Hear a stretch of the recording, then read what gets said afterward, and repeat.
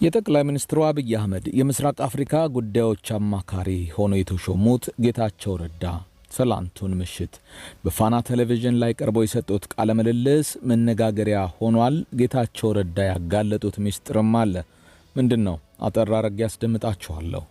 ከስንት አንዴ በብሔራዊ የኤርትራ ቴሌቪዥን በኩል ብቅ እያሉ ቃለ ምልልስ የሚሰጡት የኤርትራው ፕሬዝዳንት ኢሳያስ አፈወርቂ አሁን ደግሞ በመጽሐፍ በኩል መጥተዋል። ምንድነው ጉዳዩ? ይህንንም ታደምጣላችሁ። ከወራት በፊት በጠቅላይ ሚኒስትር አብይ አህመድ አማካኝነት ተመርቆ ወደ ሥራ የገባ አንድ ትልቅ ግዙፍ ፋብሪካ ያልታሰበ ችግር ገጥሞታል። ዋዜማ ሬዲዮ ያጋራቸውን ነገር እንደዚሁም በመሃል አዲስ አበባ በጥቁር አንበሳ የተደረገውን ሰልፍ በሚመለከት የዲደብሊው ጀርመን ድምጽ ዘገባ ያጋራውን ነገርም አስደምጣችኋለሁ። የኢትዮጵያ ጤና ባለሙያዎች ያሰሙት የተቃውሞ ድምጽ ነው። እስከ ፍጻሜው አብራችሁን ቆዩ። ወደ ዝርዝር መረጃዎቹን የማሻግራችሁ ጌታቸው ረዳ ምሽቱን ሚስጥር አጋልጠዋል። የጠቅላይ ሚኒስትር አብይ አህመድ የምስራቅ አፍሪካ ጉዳዮች አማካሪው ጌታቸው ረዳ ትላንት ምሽቱን በፋና ቴሌቪዥን ላይ ቀረቡና ቃለ ምልልስን አደረጉ። በዚህም በርካታ ከዚህ በፊት ያልተነገሩ ነገሮችን ተናግረው ህዝቡን አስገረሙ። ጌታቸው የጥፋት ኢንተርፕራይዝ ነው ሲሉ ከጠሩት የቀድሞው ፓርቲያቸው ህወሓት አንስተው በፓርቲው ውስጥና በፓርቲው ዙሪያ ስላሉ ሰዎች ብዙ ጉድ አደባባይ አስጥተዋል። ከነርሱም ውስጥ በዋነኛነት እንደ ምግበይ ያሉ የህወሓት ጀነራሎች የተሰማሩበትን የወርቅ ንግድና ዘረፋ አቶ ጌታቸው አጋልጠዋል። በሰሜኑ ጦርነት ወቅት ለምሽግ መቆፈሪያ የተላከን ኤክስካቫተር ለህገ ወጥ የወርቅ ማውጣት ሂደት ሲጠቀሙበት የነበሩትን የህወሓት ጀነራሎች የወቀሱት አቶ ጌታቸው ኮምቦልቻ ከተማ በትግራይ ኃይሎች እጅ ወድቃ በነበረችበት ወቅት 1 ቢሊዮን ብር ከኢትዮጵያ ንግድ ባንክ መዘረፉንና 30 ሚሊዮኑ በጀነራሎቹ መጭበርበሩንም ገልጸዋል። ወርቅ ንግድ ውስጥ የገባ አሁን ለትግራይ ነጻነት እስከ መጨረሻው እሰዋለሁ እያለ የሚፎክር ጀነራል አለ። ወርቅ ንግድ ውስጥ ነው ያለኸው ነው መባል ያለበት ሲሉ በምሬት የተናገሩት ጌታቸው ረዳ እነ ጀነራል ምግበይ የሰሩት ጀግንነት የወጣት መስዋዕትነት መሰረት ተደርጎ የመጣ ጀግንነት ነው ብለዋል። አቶ ጌታቸው በዚህ ሳያበቁም እነዛን ወጣቶች ለስደት በሚዳርግ ደረጃ ወደ ተራ የወርቅ ንግድ ገብተው ሲያበቁ የስርቆት ተግባራቸውን የትግራይ ግዛትን አንድነት ማረጋገጥ አድርገው ሲያቀርቡ እንደገና ለሌላ መስዋዕትነት ሊዳርጉ ሲንቀሳቀሱ መማየት ከካዝና የወጣ ብር በ100 ሚሊዮን የሚቆጠር ብር የዘረፉ ሰዎች አሁን በትግራይ ህዝብ አንድነት ስም የትግራይን ወጣት ከኤርትራም ጋር ቢሆን አብሬ ለማገዶነት እዳርጓለሁ ብሎ ሲፎክር በጀግንነት ነው ሲሉም ወቀሳ አሰምተዋል። ከልባቸው ህዝባቸውን ማገልገል የሚፈልጉ መኮንኖች አሉ። ሰላም የሚፈልጉ እነ ምግበይና ኃይለ ሥላሴ እንዲህ በወንጀል ተነክረው ድንገት ሰላም ከተፈጠረ አደጋ ውስጥ ገባለሁ ተጠያቂ እሆናለሁ ብለው የሚያስቡ ሰዎች ስለሆኑ ሰላም በፍጹም እንዲሰፈን አይፈልጉም። ወደዛም ኤርትራም ቢሆን እንሄዳለን ይሉሃል ሲሉ የተናገሩት አቶ ጌታቸው የፌደራል መንግስት በወደብ አጀንዳ ምናምን ውጊያ ይገጥማል በሚል ስጋት ውጊያው ትግራይ ውስጥ እንዲሆን ስትራቴጂ ተቀይሶ ነው እየተሰራ ያለውም ብለዋል። የፌደራል መንግስቱ ሰራዊት ትግራይ ተቀርቅሮ ይዳከማል፣ ስለዚህ በትግራይ መስዋዕትነት እንድናለን የሚል አስተሳሰብ የወለደው ሐሳብ አለ። ሰላም መፈጠር አለበት፣ በኢትዮጵያም በኤርትራ መካከል ጦርነት መፈጠርም የለበትም ሲሉም አሳስበዋል። የህወሓት ጀነራሎች ከወርቅ ንግዱ ጎን ለጎን በእገታ ተግባር የሚሰበስቡትን ገንዘብ አስመልክቶም አቶ ጌታቸው ለፋና ሚዲያ ኮርፖሬሽን በሰጡት ቃል ኤርትራዊ ከያስክ በኋላ 27 ወጣት አንድ ቤት ተዘጋና ቤተሰቦች አሏቸው የሚባሉትን ሰዎች ውጭ ሀገር አካውንት እየተጠየቀ እያንዳንዱ ሰው በትንሹ $4000 እንዲያስገባ እየተጠየቁ 20 ሰው ካፈንክ $80000 ታስገባለህ ማለት ነው ብለዋል። በዚህ የውጭ አካውንትም ከፍተው በሺዎች የሚቆጠሩ ሰዎችን እየሸጡ እያገቱ በህገወጥና አስነዋሪ መንገድ በርካታ ብርን ሰርተዋል ሲሉም የህወሓትን ሰዎች ኮንነዋል። አሁን ይህ ነገር በትግራይ ልጆችም ላይ ጭምር እየተፈጸመ እንደሆነ ነው የገለጹት አቶ ጌታቸው ረዳ። ይህንን አመራር የሚሰጡ ከፍተኛ የህወሓት አመራሮች አሉ ሲሉም አነጋጋሪውን መረጃ ምሽቱን አጋርተዋል። በሌላ ዜና ከስንት አንዴ በኤርትራ ብሔራዊ ቴሌቪዥን ጣቢያ ብቅ እያሉ ቃለ ምልልስ የሚሰጡት የኤርትራው ፕሬዝዳንት ኢሳያስ አፈወርቂ አሁን ደግሞ በመጽሐፍ በኩል መጡ። ኢትዮጵያዊ የታሪክ ምሁር የተሳተፉበትና ኢሳያስ አፈወርቂ ራሳቸውን ፍቃድ የሰጡበት ይህ አዲስ የታሪክ መጽሐፍ ለህትመት መብቃቱን ሰምተናል።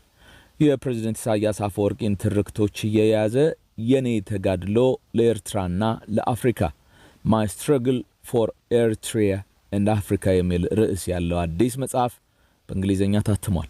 ከኢሳያስ ጋር በሀገራዊ ቀጠናዊና ዓለም አቀፋዊ ጉዳዮች ዙሪያ ያደረጓቸውን ተከታታይ ቃለ ምልልሶች ቃል በቃል በማሰባሰብ በፕሬዝዳንቱ ፍቃድ ያሳተሙት ፈረንሳዊው ጋዜጠኛ ሚቸል ኮለን ናቸው። መጽሐፉ የኤርትራን ራስን የመቻል መርህና ኢሳያስ ስለ ዓለም አቀፉ የፖለቲካና ኢኮኖሚ ስርዓት ያላቸውን አመለካከት ለአፍሪካውያን ወጣቶች ለማስተዋወቅ የታለመ ሲሆን በአማርኛና ሌሎች ቋንቋዎችም ይታተማልም ተብሏል። መጽሐፉ ካካተታቸው ምዕራፎች መካከል ኤርትራና ቅኝ ግዛት፣ የሱዳንና አፍሪካ መከፋፈል፣ ኤርትራ ከአሜሪካ ኢምፔሪያሊዝም የገጠማት ጣልቃ ገብነት፣ የአሁኗ ኤርትራ ተግዳሮቶችና ፕሮፓጋንዳን እንዴት መቋቋም ይቻላል የሚሉ ይገኙበታል። ኢትዮጵያዊው የታሪክ ተመራማሪ ፕሮፌሰር መሐመድ ሐሰን የመጽሐፉን ማጠቃለያ ምዕራፍ መጻፋቸውም ታውቋል።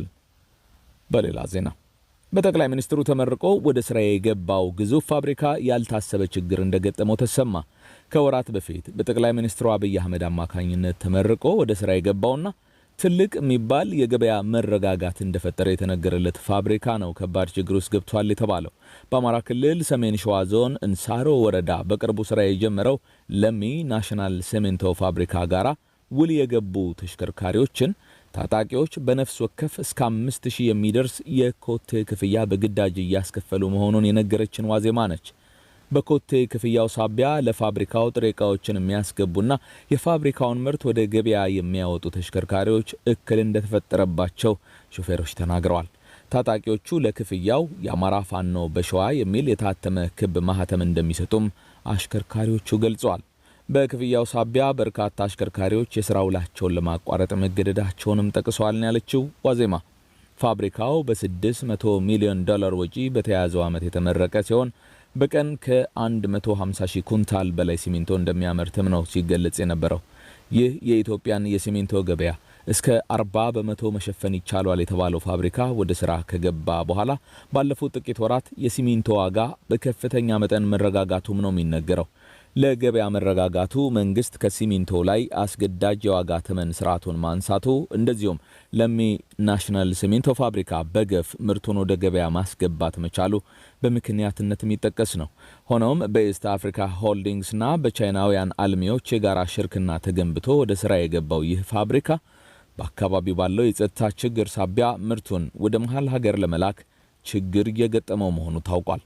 በቀጣይ የፋብሪካው ባለንብረቶች ከመንግስት አካላት ጋር ተነጋግረው ተሽከርካሪዎችን በእጀባ ለማንቀሳቀስና በአካባቢው ያለውን የታጣቂዎች እንቅስቃሴ በመከላከያ እንደዚሁም በአካባቢው ሚሊሺያ በኩል ስምሪት በመስጠት ለማስቆም ስለመታሰቡ ተነግሯል።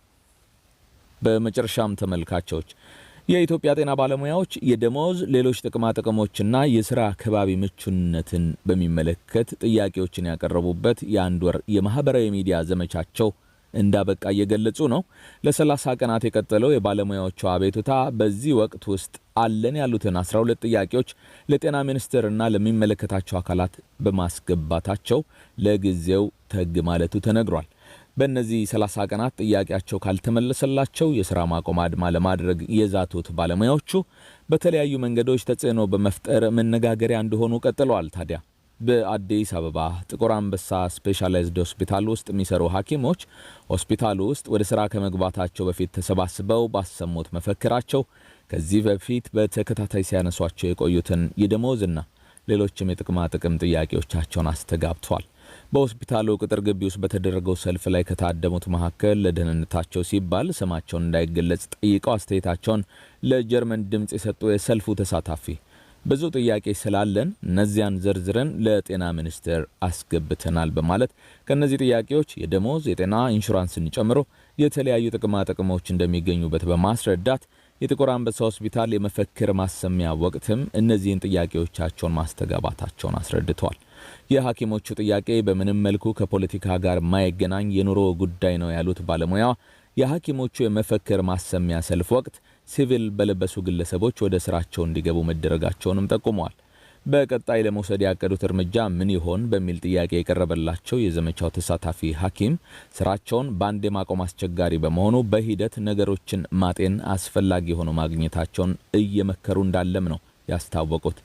እኛ ጥያቄያችንን ለጤና ሚኒስቴር አስገብተናል ያሉት ባለሙያው የመንግስት አካላት የጤና ባለሙያዎችን አነጋግራችሁ በየደረጃው ላለው መዋቅር አስተላልፉ በሚል ትዕዛዝን ሰጥቶ እየተንቀሳቀሰ ነውም ብለዋል። ከዚህ በፊት ከነበረው አዲስ ነገር የለውም በማለትም አዲስ የናወያያቸው ጥያቄው ላይ ያላቸው ተስፋ አናሳ መሆኑን ገልጸዋል። ጥያቄያቸውም ግልጽ የመኖር ጥያቄ እንጂ ምንም አይነት ከፖለቲካ ጋር ሊያያዝ የሚገባው ነገር አይደለም ሲሉ ነው ያመላከቱት። የጤና ሚኒስቴር የሥራ ኃላፊዎች በጉዳዩ ዙሪያ ለዘገባ ምንጩ ምላሽ ለመስጠት ፍቃደኛ ሳይሆኑ ቀርተዋል። ግን እንዲያም ሆኖ ከቀናት በፊት በሚኒስቴር መስሪያ ቤቱ በኩል በወጡ መግለጫዎች በጤና ባለሙያዎችና በሰራተኞቹ የሚነሱ ጥያቄዎች ተገቢና እውቅና የሚሰጣቸው መሆኑን ለዚህም የመካከለኛ የረጅም ጊዜ እቅድ ተይዞ መፍትሄ እየተፈለገለት እንደሚገኝ ነው የተገለጠው። ይህ በዚህ እንዳለ የኢትዮጵያ ጤና ባለሙያዎች ማህበር ፕሬዝዳንት ዮናታን ዳኛውን ጨምሮ 5 ሐኪሞችና የጤና ባለሙያዎች እንደታሰሩ ማህበሩ አስታውቋል። በመላ ሀገሪቱ ሆስፒታሎች የሚሰሩ የጤና ባለሙያዎች አገር አቀፍ የሥራ ማቆም አድማ እንደሚያደርጉም አስታውቋል። ጤና ሚኒስቴር ይህ ዘገባ እስከተጠናቀረበት ሰዓት ድረስ የጤና ባለሙያዎች ላቀረቧቸው ጥያቄዎች የሥራ ማቆም አድማውን የሚያስቀር ምላሽ አልሰጠም ነው የሚባለው።